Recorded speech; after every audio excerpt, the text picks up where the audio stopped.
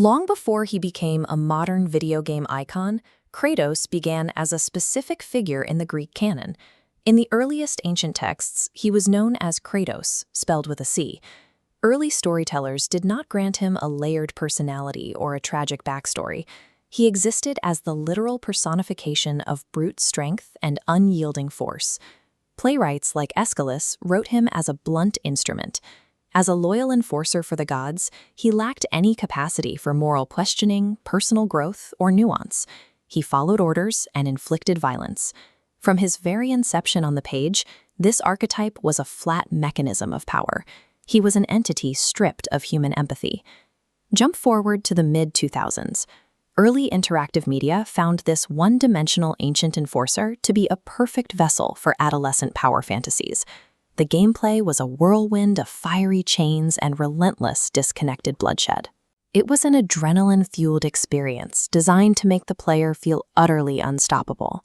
But as the player base for these games began to age, that constant pitch of anger lost its appeal. The endless aggression felt emotionally exhausting, lacking the dramatic weight found in classical tragedy. To keep the franchise alive, writers faced an incredibly difficult task. They had to execute a massive narrative pivot and find a way to redeem an irredeemable murderer. The first tool used was the camera. Early games used a distant, top-down view, creating emotional detachment. Add rapid, erratic cuts, and the viewer is divorced from the action. The modern redesign employs an uninterrupted, over-the-shoulder tracking shot, locked behind the protagonist. Closing that physical distance is a psychological trick. It traps the audience in the character's immediate personal space, forcing us to confront his humanity and share the emotional weight of his actions. That weight is conveyed through kinematic empathy. This is the idea that the physical speed and momentum of a character on screen dictates how the audience feels about their actions. Instead of leaping gracefully through the air, the modern character is physically exhausted. Every movement is heavy, labored, and deliberate.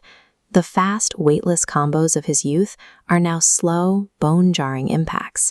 Each strike requires immense effort, visually communicating a deep, ingrained history of regret. Slowing the animation reframes the violence. Each swing carries the weight of a reluctant, inescapable burden.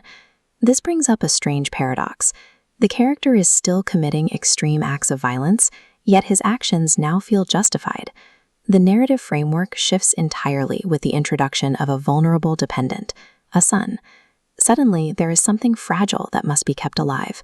The vector of the violence changes direction. It moves from selfish, outward vengeance against the world to selfless, inward protection of a child. We learn that achieving redemption in fiction doesn't require erasing a character's violent nature. It requires repurposing those dangerous instincts to ensure someone else's survival. The character has moved past his static mythological origins, finding a new identity rooted in paternal restraint.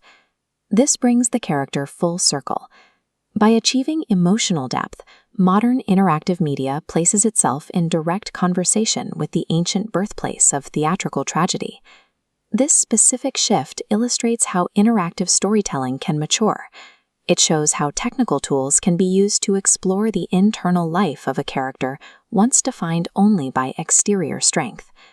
Narrative redemption demands the exhausting daily work of being better, forcing a character to live with his past while actively choosing a different future.